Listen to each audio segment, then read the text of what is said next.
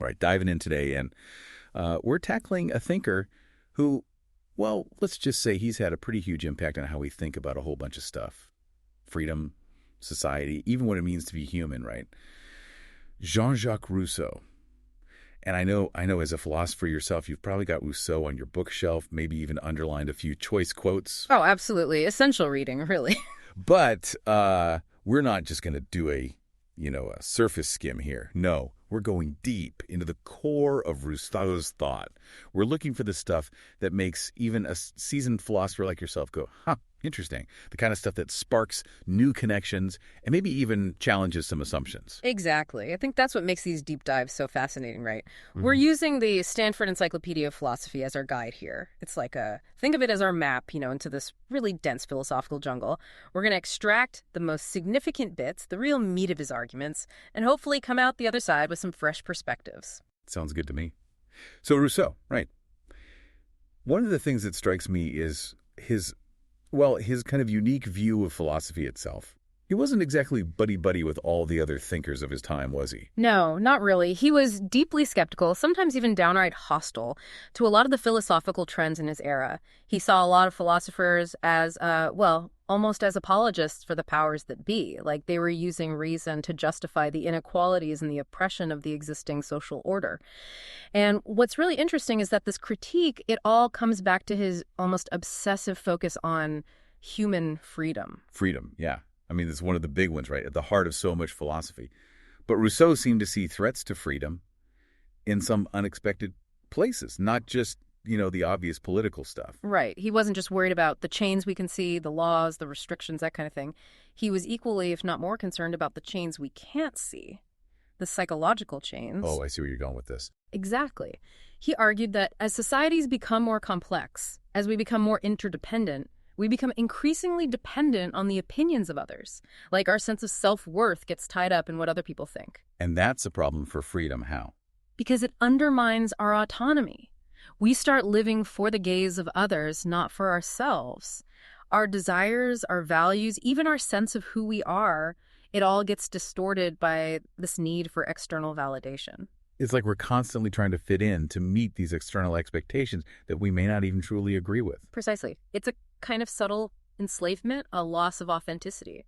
So for Rousseau, the big question becomes, how do we break free from these chains, both the visible and the invisible ones? Okay, so if that's the problem, what were Rousseau's solutions? What was his vision of a free society? He basically offered two paths, really, and they're intertwined. The first one is political, creating legitimate political institutions based on the idea of popular sovereignty, meaning the laws have to reflect the collective will of free and equal citizens. So genuine democracy. In a sense, yes, but it's more nuanced than that. It's not just about majority rule. It's about the general will, which is a whole other can of worms. Right, we'll get to that. But the second path is educational. It's about nurturing individual autonomy from a young age, helping kids develop a strong inner compass that's less susceptible to all those external pressures. Interesting. So it's like a two-pronged approach, building a free society from the outside in and from the inside out. Right. But there's a catch. Even though he lays out these paths to freedom, there's this undercurrent of pessimism in Rousseau's work. He seems doubtful that humans can actually pull it off. So it's not all sunshine and roses. Not exactly. He sees a strong tendency towards alienation, towards unfreedom, and this tendency seems to be almost baked into human nature, especially in complex societies. It's kind of a downer, especially coming from an Enlightenment thinker. I know, right? It's a stark contrast to the optimism of someone like, say, John Locke. And it's worth mentioning, that Rousseau wasn't just an armchair philosopher. He was a composer. He wrote these intensely personal autobiographies. He even had a thing for botany. Wait, botany? Like plants? Yeah, I know. It seems a bit random, but it actually makes sense when you think about it. All of these activities, they give you different windows into his core philosophical concerns. His ideas about nature, about authenticity, about the good life, all of that stuff. Oh. Makes you wonder what kind of plants he was into, doesn't it? I know, right? I bet he had some strong opinions about gardening. Okay, so let's dive into one of Rousseau's most famous and maybe most misunderstood claims, that humans are naturally good, but corrupted by society. Now, for a philosopher like yourself, This probably throws up a few red flags. Oh, absolutely. It's a real head scratcher. Like, if we're so yeah. naturally good, then where does all the bad stuff come from, right? Right. War, greed, exploitation, all that. Exactly. It's a puzzle. Right. To understand what Rousseau's getting at, we need to look at his concept of the state of nature. It's not meant to be a literal historical account, more like a thought experiment to figure out what's truly natural about us and what's been imposed by society. Okay, I'm with you so far. So, in Rousseau's state of nature, humans are basically solitary creatures. They're driven by what he calls amour de soi. Amour de soi. What's that like? French for self-love? Pretty much. But it's a specific kind of self-love. It's more like a basic instinct for self-preservation, like wanting to stay alive, meet your basic needs, avoid pain, that kind of thing. So like the drive to find food and shelter. Exactly. And this drive, it's not selfish in the way we usually think of it. It's just about survival. Okay. But wasn't there also pitié, like compassion? Didn't he say that was part of our nature too? Yeah, good point. Pitié is crucial. It's this innate capacity to feel the suffering of others. It's like we're naturally averse to seeing other creatures in pain. Interesting. So it's like we're wired for both self-preservation and empathy. Right. And the combination of amour de soi and pitié, that's what Rousseau sees as the foundation of our natural goodness. But he says we're corrupted by society. So Yeah. how does that happen? What's the turning point? Well, things start to change when humans start forming settled communities. They start interacting more, competing for resources, for mates, for social status. So it's like competition brings out the worst in us. In a way, yeah. It's when we start comparing ourselves to others that things get messy. We become self-conscious in a new way. We start worrying about how others see us, whether they value us, whether we're better or worse than them.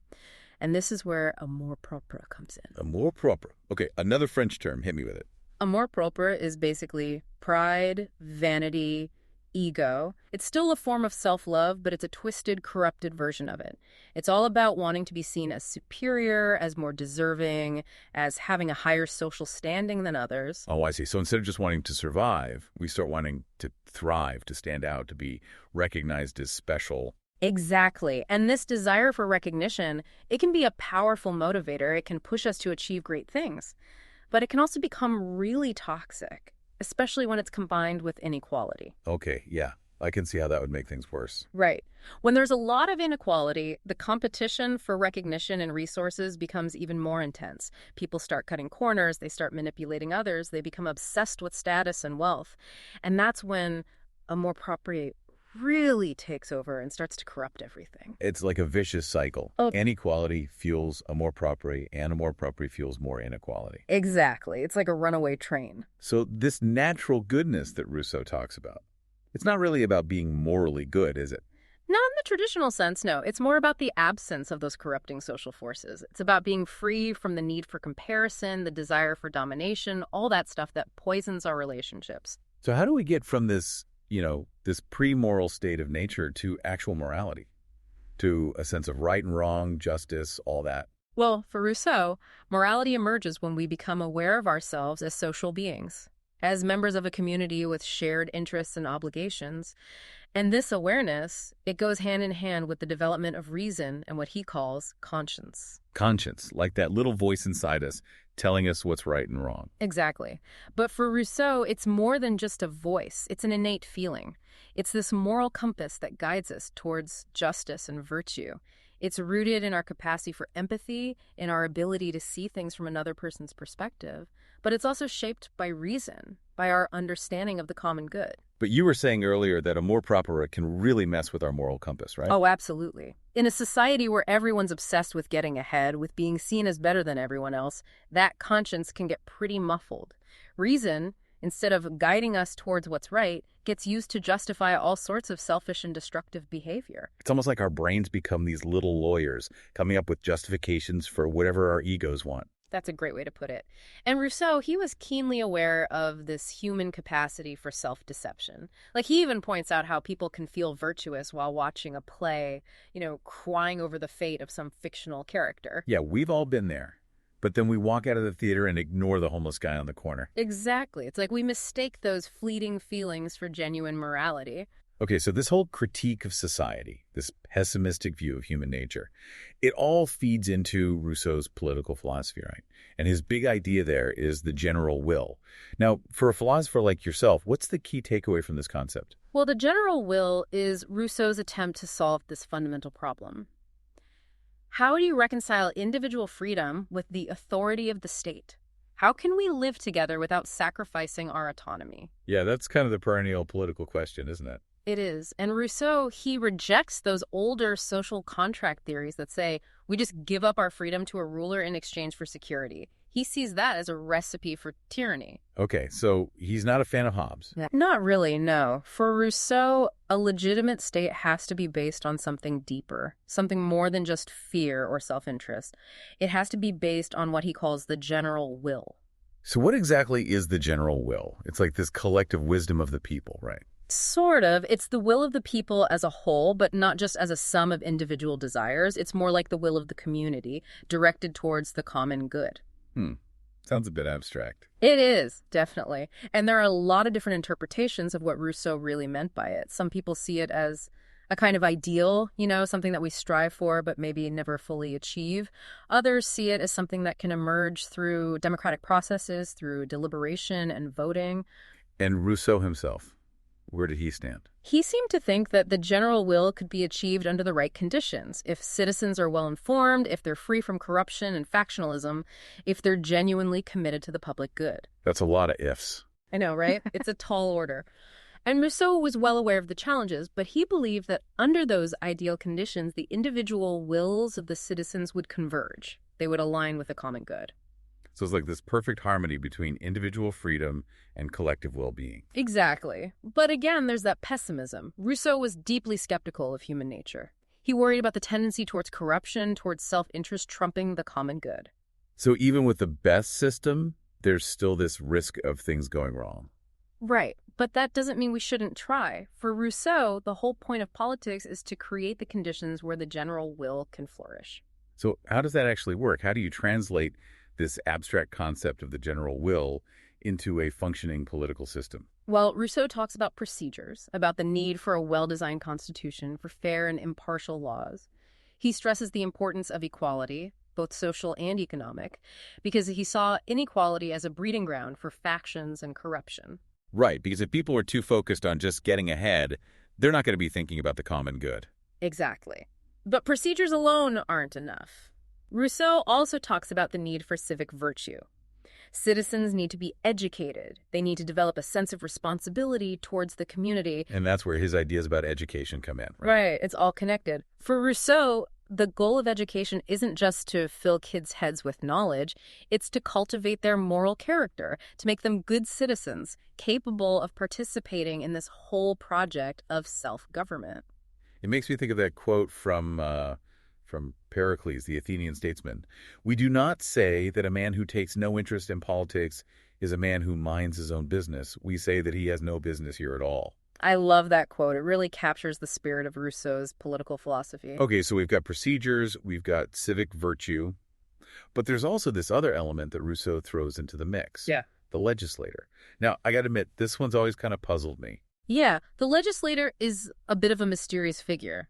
He's not a ruler, not in the traditional sense. He's more like a founder, a visionary, someone who can inspire the people and guide them towards the creation of a just society. So he's like a philosopher king, but without the actual ruling part. Something like that, yeah. Rousseau sees the legislator as essential, especially in the early stages of a republic, because he can help shape the laws and institutions in a way that will foster civic virtue and promote the common good. But there's a kind of paradox there, isn't there? If you need virtuous citizens to create a just society, and you need a just society to create virtuous citizens, how do you get the ball rolling in the first place? That's the big question. Where does the first legislator come from? Rousseau doesn't really have a good answer for that. He just kind of assumes that such a figure will emerge when the time is right. It's almost like a leap of faith, isn't it? It is, kind of. And there are definitely some potential problems with this whole idea of the legislator. Like, it can easily slide into authoritarianism, right? It can be used to justify all sorts of manipulation and social engineering. Yeah, I can see how that would be a concern. But despite these problems, the figure of the legislator highlights something really important about Rousseau's political thought. He believed that a truly just society can't just be built on rules and procedures. It also needs a shared vision, a sense of common purpose, a story that binds people together. Okay, let's talk about maybe the most famous line from the social contract. Man is born free, but everywhere he is in chains. How does Rousseau square this circle? How can we be both free and subject to authority? That's the central tension, right? And for Rousseau, the answer lies in the concept of the general will. He argues that when we obey laws that are truly rooted in the general will, we're not really obeying an external authority, we're obeying ourselves. Because we're part of the community that created those laws. Exactly. It's like we're participating in our own self-governance. And this is where he introduces that famous and maybe slightly unsettling phrase, forced to be free. Yeah, that one always raises a few eyebrows. Right. It sounds kind of Orwellian, doesn't it? But what Rousseau's getting at is that sometimes, in order to preserve the freedom of the community as a whole, individuals might have to be compelled to act in a way that's consistent with the general will, even if it goes against their immediate desires. But doesn't that violate individual rights? Well, for Rousseau, there's no such thing as pre-political natural rights. Rights are created by the social contract, by the general will. So the individual's freedom is always bound up with the freedom of the community. Okay, but what about those who disagree with the general will? Those who find themselves in the minority? Are they just out of luck? That's a tough one. Rousseau argues that in a truly just society, the general will would be so clearly aligned with the common good that any rational person would see its wisdom and want to obey it. But he also acknowledges that in the real world, there will always be dissent. So how do you deal with that dissent without resorting to tyranny? Well, Rousseau is a bit vague on this point. He suggests that persuasion and education should be the primary tools. But he also leaves open the possibility of coercion, of forcing people to comply with the general will for their own good. Yeah, that's a slippery slope, isn't it? It is, and it's one of the most controversial aspects of his political thought. Okay, let's talk about another controversial aspect. His rejection of representative government. Why was he so against the idea of electing representatives to make laws? Because he saw it as a betrayal of popular sovereignty. He believed that the power to make laws belongs to the people as a whole and cannot be delegated to anyone else, even elected officials. But isn't that impractical in a large, complex society? He acknowledged the practical difficulties, but he maintained that direct democracy, where citizens participate directly in the lawmaking process, is the only truly legitimate form of government. So no parliaments, no congresses, no senates. Not in the way we understand them today, no. For Rousseau, the ideal would be a system where citizens gather regularly in assemblies to debate and vote on laws. And what about, the day-to-day running of the government? Who would handle that? Well, Rousseau makes a distinction between the sovereign, which is the people acting collectively, and the government, which is a more limited body that carries out the laws. So the government is like the executive branch. Exactly. And he believed that the form of government could vary depending on the circumstances. He considered aristocracy, democracy, even monarchy as possible options, but he stressed that they all had to be subordinate to the sovereign will of the people. So he wasn't a diehard Democrat then? Not necessarily. He actually thought that democracy could be quite dangerous if it devolved into mob rule or if it was dominated by factions.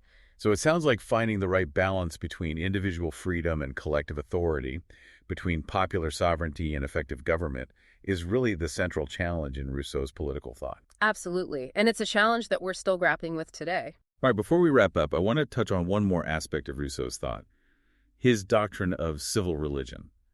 It's kind of an odd one, especially considering his emphasis on individual freedom and his critique of traditional authority. Yeah, it's definitely one of the more controversial parts of his work.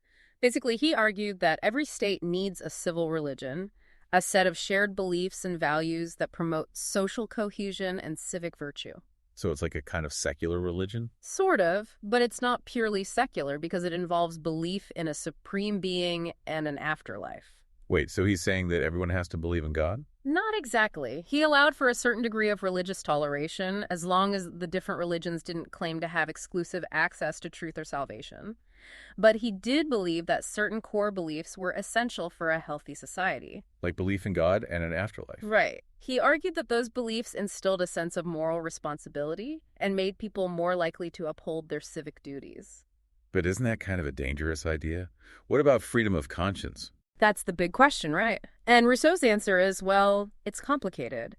He believed that individual freedom was ultimately subordinate to the general will, to the well-being of the community. And if the community decided that certain beliefs were necessary for its survival, then individuals might have to be compelled to accept them. It sounds a bit authoritarian, doesn't it? It does, and it's been used to justify all sorts of intolerance and persecution throughout history.